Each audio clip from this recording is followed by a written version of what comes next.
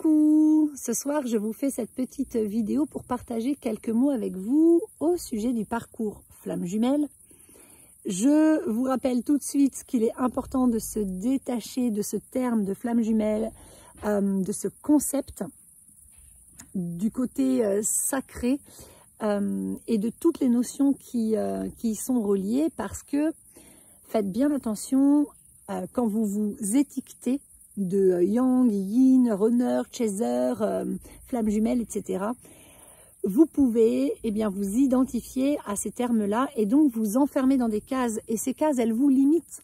Or, ce parcours vous demande de retrouver votre entière liberté, votre entière autonomie, qui est justement de sortir des cases dans lesquelles vous vous êtes enfermé jusqu'à aujourd'hui. De sortir de ces identifications, de ces personnages, de ces dogmes, etc. Et tout ça, ça passe par la désidentification de tout ce à quoi nous nous étions identifiés par le passé et jusqu'à aujourd'hui.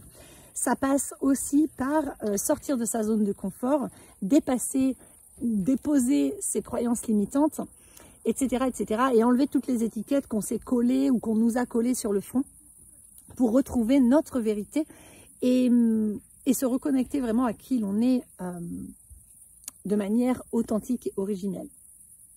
Je ferme cette petite parenthèse et je précise juste à ceux qui ne me connaissent pas encore, qui me découvriraient peut-être à travers cette vidéo, que j'utilise encore tous ces termes de la flamme jumellerie, comme je dis, pour que toutes les personnes qui m'écoutent puissent se repérer sur leur parcours et savoir de quoi je parle, de qui je parle.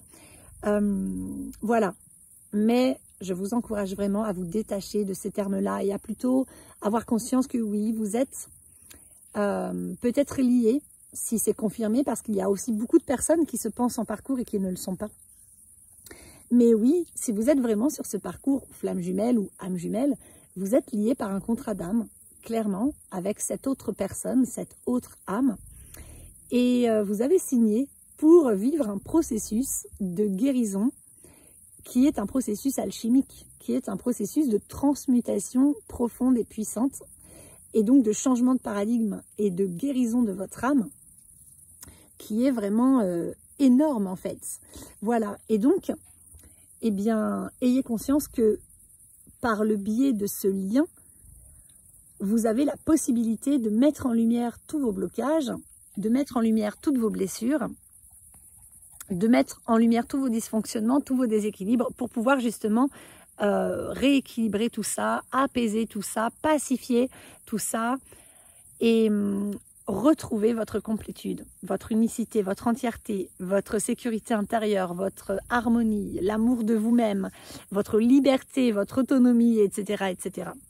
En gros, vraiment vivre une guérison profonde, puissante et durable, pour participer au changement de paradigme planétaire qui commence par un changement de paradigme en soi. Alors aujourd'hui, je voudrais vous livrer une seconde clé sur ce parcours. C'est celle qui dit « je me choisis ». Parce que dans ce parcours, nous avons donc deux polarités. L'une d'entre elles, que l'on nomme plus communément le chaser, c'est en fait souvent un profil d'attachement anxieux, qui va avoir besoin de beaucoup de preuves d'amour, etc., de beaucoup de présence de la part de son autre, qui est quelqu'un souvent qui a souvent un yang très fort, mais qui est construit, donc qui s'est suradapté en développant très fort un yang et en écrasant son yin, mais qui à la base souvent est un yin de par sa nature. Et puis de l'autre côté, on a, alors la plupart du temps, parce qu'il y a quand même quelques exceptions peut-être, enfin moi j'en ai pas encore rencontré, mais voilà, j'ai entendu des témoignages, etc. Je veux bien y croire, donc voilà.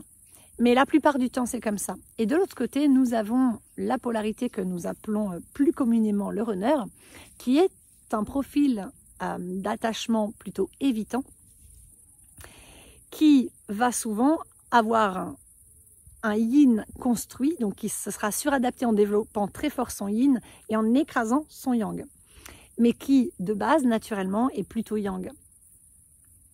Ok, mais c'est dans les grandes lignes en fait, parce qu'aujourd'hui on est beaucoup face à des parcours courts et de plus en plus courts, et souvent, on a déjà commencé à rééquilibrer yin-yang en soi, ou en tout cas, on n'est pas autant aussi fort dans la dualité que l'étaient les personnes qui ont commencé à parler de ce parcours flamme jumelle et qui se sont reconnectées il y a 20 ans, 30 ans ou 40 ans en arrière. Ok, alors quand même dans ces parcours, celui qu'on appelle le chaser, donc cette polarité qui est plutôt anxieuse, eh bien va avoir tendance, de par ses blessures, donc souvent une blessure d'abandon énorme, mais pas que. Moi j'ai une énorme blessure de rejet par exemple, hein. J'ai vraiment abandon, rejet et trahison qui sont très fortement entremêlés. Eh bien souvent, par le biais de son vécu, de son histoire, le dit chaser va avoir tendance à avoir activé son système nerveux dans ce qu'on va appeler le fawning, F-A-W-N-I-N-G, qui est en fait la réponse de survie qu'on appelle plaire pour survivre. Et plaire pour survivre, en fait, c'est je séduis la menace pour la rendre moins menaçante. Donc, on va avoir tourné, souvent depuis notre plus tendre enfance, toute notre attention sur l'autre, les besoins de l'autre, et on cherche à y répondre en premier, les limites de l'autre, et on cherche à les respecter en premier, les attentes de l'autre, et on cherche à y répondre en premier, le bien-être de l'autre, et on cherche à tout faire pour que l'autre soit bien. Le bonheur de l'autre aussi, et on va tout faire pour que l'autre soit heureux. Et en fait, on va s'oublier totalement et exister à travers l'autre. On va être entièrement connecté, notre attention, tout va être tourné constamment vers l'être aimé. Et l'être aimé, au début, c'est nos parents ou un de nos parents. Ensuite, ça peut être, souvent ça passe par le couple et donc le compagnon ou la compagne de vie. Puis ensuite, ça peut être nos enfants. Mais ça peut aussi être un meilleur ami, un ex, une ex, bon bref. Mais en tout cas, on va avoir tendance à tourner toute notre énergie vitale en fait et toute notre attention vers l'autre. Alors déjà, ça a pour conséquence de nous épuiser. Clairement parce qu'on ne se donne pas ce dont on a besoin, on donne tout aux autres ou à l'autre. Et du coup, on se vide du peu qu'on a. Et comme on ne se remplit jamais, qu'on ne se priorise pas, on s'oublie, et au bout d'un moment, on est très, très, très, très vide. Et quand on se vide de notre énergie vitale, c'est comme une pile. Hein. Quand elle est pleine, on est pleine d'énergie. Puis quand ça se vide, on n'a plus d'énergie. Puis quand il n'y en a plus, on tombe malade, on tombe en dépression, en burn-out, en surmenage total. Ou alors, on enchaîne les accidents, les soucis de santé, etc., etc. Et donc, le dit chaser, souvent, il va avoir ce parcours-là de s'épuiser, d'être beaucoup dans l'action, dans le faire, mais parce qu'en fait, il a appris qu'en faisant, il satisfaisait l'autre. Qu'il fallait beaucoup donner à l'autre, tout le temps donner à l'autre. Donc, en fait, il est totalement focalisé sur l'autre. Et d'ailleurs, dans ce parcours, et c'est pour ça que je vous fais cette vidéo, il y a beaucoup de dit chasers qui passent énormément de temps rivés sur leur autre, à se poser la question de où est-ce que mon autre en est dans sa vie, qu'est-ce qu'il fait, est-ce qu'il est encore avec cette personne, est-ce qu'il n'est plus avec cette personne, est-ce qu'il chemine, est-ce qu'il s'est réveillé au lien, voilà, est-ce qu'il a avancé sur ses projets dont il m'avait parlé, est-ce qu'aujourd'hui il pense à moi, est-ce qu'il pense plus à moi, est-ce qu'il m'aime pas, est-ce qu'il est heureux, vous voyez. Même certains chasers vont aller espionner. Alors moi, je l'ai fait un peu, pas espionner, mais il y a eu des époques où, mais ça m'a pris genre, je sais pas, peut-être une demi-heure par-ci, une demi-heure par-là. Je crois que je l'ai fait genre 2 fois. Ouais, c'est ça, j'ai dû le faire 2 fois en l'espace de quasiment 2 ans, d'aller un petit peu farfouiner sur les réseaux en regardant si j'allais pas avoir quelques infos pour savoir où il en était, parce qu'il était plongé dans un silence. Et que c'était douloureux à l'époque de ne pas avoir de nouvelles du tout. Voilà. Mais très vite, j'ai compris que le but de ce parcours, c'était de revenir à soi. C'est pas la réunion avec l'autre. Le but premier de la première partie de ce parcours, c'est la réunion en soi.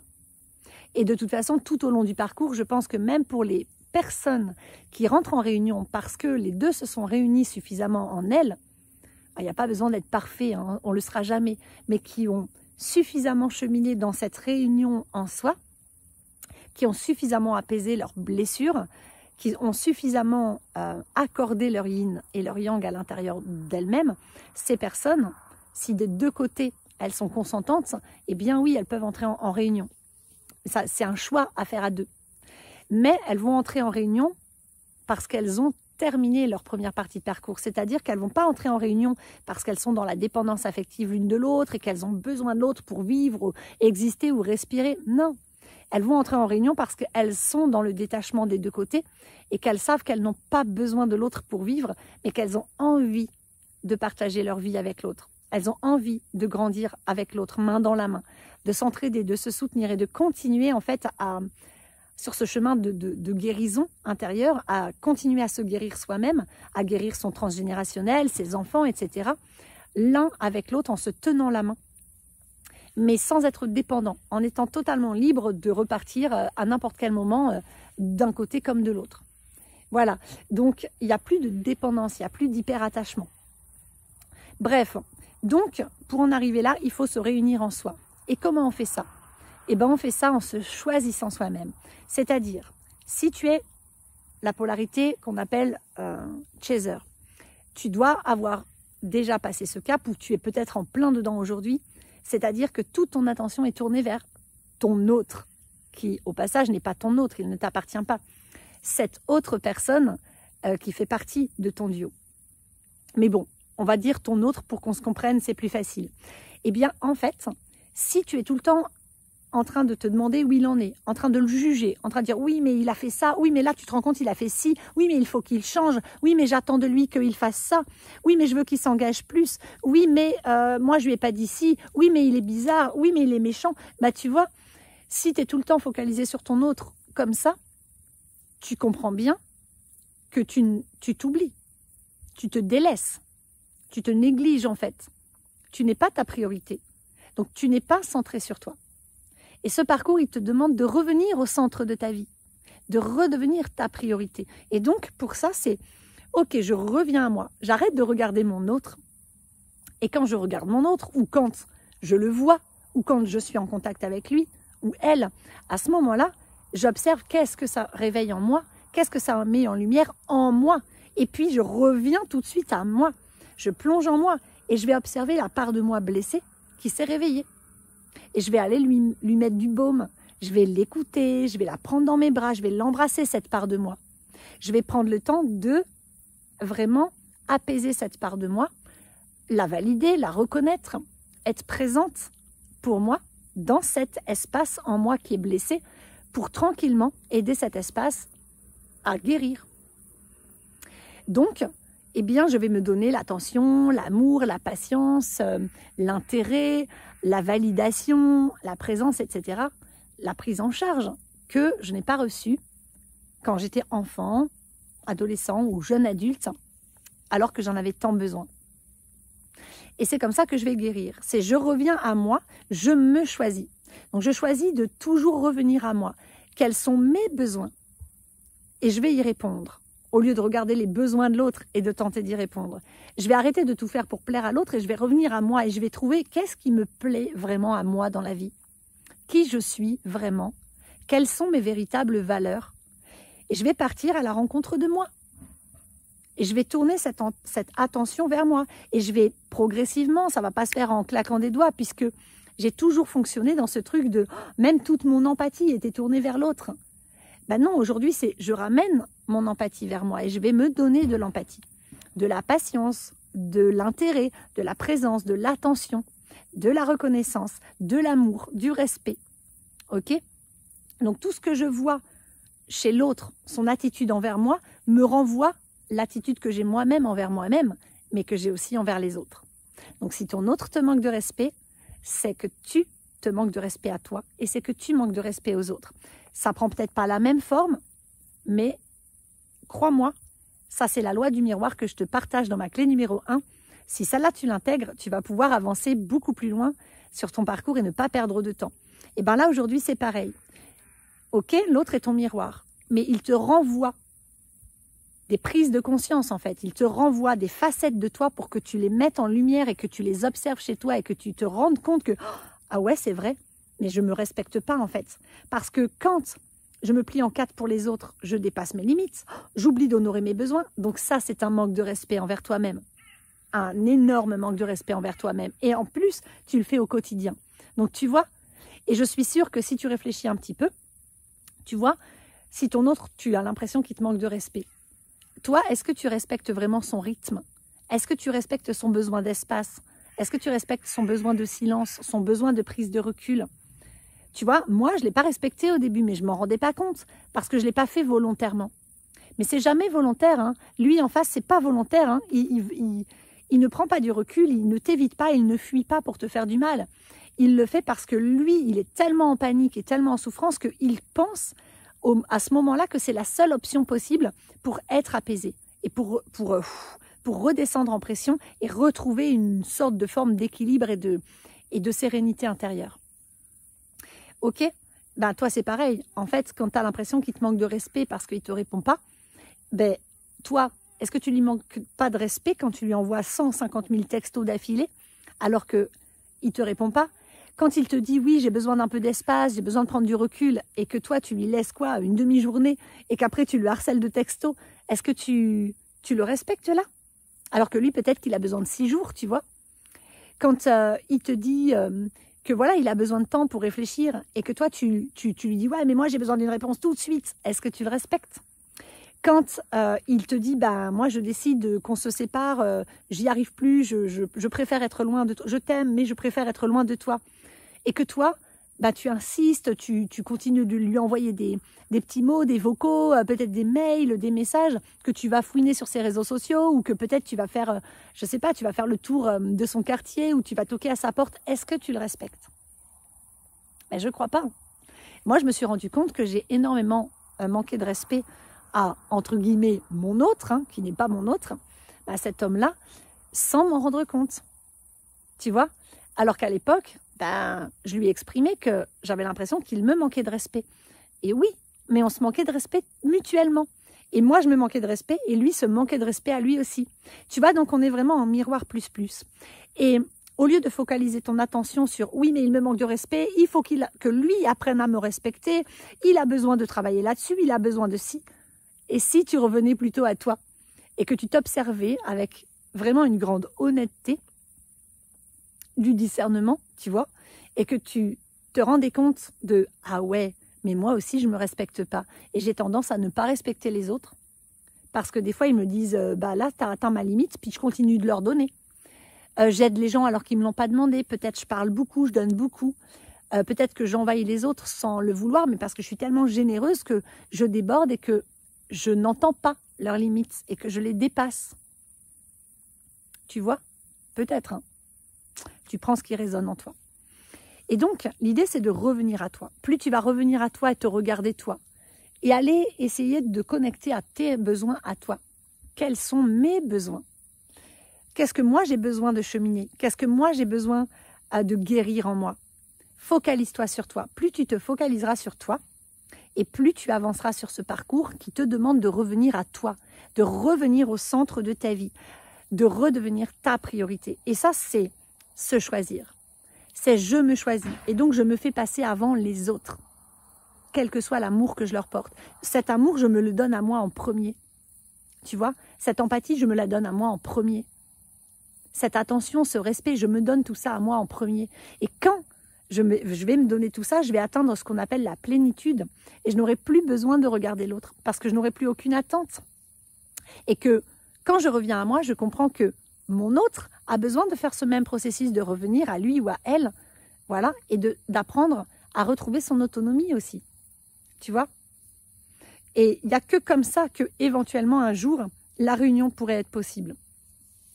Mais l'idée, c'est d'atteindre ce détachement, c'est tellement tu te retournes vers toi, que tu retrouves ton amour-propre, qu'à un moment donné, tu te combles par toi-même, tu te nourris de toi, tu te donnes tout ce dont tu as besoin, tu sais aller demander de l'aide à l'extérieur quand tu en as besoin, sans culpabiliser, sans te justifier, sans avoir peur, etc. Et tu te donnes en fait à toi. Et tu vas attirer à toi des personnes qui sont beaucoup plus autonomes. Et tu vas donc nourrir des relations beaucoup plus justes, beaucoup plus harmonieuses, beaucoup plus enrichissantes d'ailleurs, beaucoup plus saines, beaucoup plus équilibrées. Et à un moment donné, tu vas te rendre compte que mais tu ne regardes plus ton autre. Tu n'as plus besoin de savoir où il ou elle en est. Tu n'as plus besoin de savoir ce qu'il pense de toi. Tu n'as plus besoin d'avoir ces discussions que longtemps tu t'es dit mais il faut qu'on ait ces discussions parce que tu vivais tellement de frustration de ne pas savoir, de ne pas avoir son point de vue, de ne pas avoir ses explications. Voilà, tu te libères de tout ça parce que tu reviens à toi. Et quand tu reviens à toi, tu avances beaucoup plus vite sur ce parcours. Si tu intègres cette clé, et ma première clé, la loi du miroir, tu vas voir que vraiment, tu vas obtenir des super résultats et que tu ne perdras pas de temps. Tu ne tomberas pas dans les cul-de-sac ou les pièges spirituels qui jonchent ce parcours d'éveil et surtout ce parcours de transmutation. Voilà, donc tant que ton attention sera tournée vers l'autre, tu resteras dans ce phoning, se plaire pour survivre, et donc dans un système nerveux activé, et donc en mode désincarné. Parce que quand tu tournes ton attention vers l'autre tout le temps comme tu le fais, ou comme tu l'as peut-être fait par le passé, eh bien tu peux comprendre que en faisant ça, tu refuses de t'incarner. Parce que ton âme, elle n'est pas venue incarner ce corps-là pour vivre à travers le corps et l'âme de quelqu'un d'autre. Tu es venu incarner ton corps pour vivre ta vie, pour faire tes expériences, pour mener tes apprentissages, pour réaliser tes rêves, pour te faire plaisir, pour te faire du bien, pour être heureux, toi, pour toi, tu vois, pour rayonner toute ta lumière. Et il n'y a qu'en revenant à toi et en te choisissant, c'est je me choisis. Et quand tu te choisiras, eh bien tu vas rencontrer des personnes qui te choisiront elles aussi. Et si tu te choisis vraiment sincèrement, pas depuis ta tête, depuis ton cœur, tu vois que tu te choisis et que tu fais tout par volonté sincère et pure pour revenir à toi, retrouver ton équilibre, ta pleine autonomie, rayonner ton plein potentiel et être ton premier choix, eh bien, tu seras le premier choix de tes amis, tu seras le premier choix de ta famille, tu seras le premier choix de tous les êtres, les expériences, les opportunités, les projets que tu vas vivre. Et il se pourrait très bien qu'un jour, tu sois le premier choix de cette personne. Ou en tout cas, tu seras le premier choix de la personne avec qui, par la suite, que ce soit ton autre ou une autre personne, tu seras le premier choix de la personne avec qui tu vas construire ta vie et revivre d'une nouvelle manière la relation de couple. Voilà, parce que quand tu seras ton premier choix, tu vas attirer à toi, comme toujours, ce que tu nourris en toi et ce que tu rayonnes. Donc si tu es ton premier choix, vraiment que tu es la personne la plus importante de ta vie, alors tu attireras une personne pour qui tu seras la personne la plus importante de sa vie juste après lui ou elle. Tu vois? Et ce sera pareil. Donc, tu seras le premier choix de cette personne parmi 9 milliards, enfin je sais pas, non, 8 milliards d'êtres humains sur cette terre. Voilà. Donc ma deuxième clé, c'est vraiment celle-là, c'est choisis-toi. Tourne toute ton attention vers toi. Redeviens cette personne la plus importante de ta vie. Donne-toi ce dont tu as besoin. Nourris-toi comme tu en as besoin. Respecte-toi. Voilà, aime-toi, comble-toi, priorise-toi et tu verras que, tu avanceras beaucoup plus vite sur ce parcours, même si ce n'est pas une question de vitesse, bien sûr, mais même si c'est un parcours long et lent, j'ai envie de dire, surtout lent, qui nous apprend la patience, etc., eh bien, à un moment donné, on peut quand même rester piégé dans cette boucle infernale de je regarde l'autre, j'attends que l'autre change, j'attends. On peut rester piégé là-dedans pendant des mois, voire des années, malheureusement. Ce qui va nous ralentir énormément ou même faire en sorte qu'on n'arrivera jamais au bout de ce parcours. Voilà.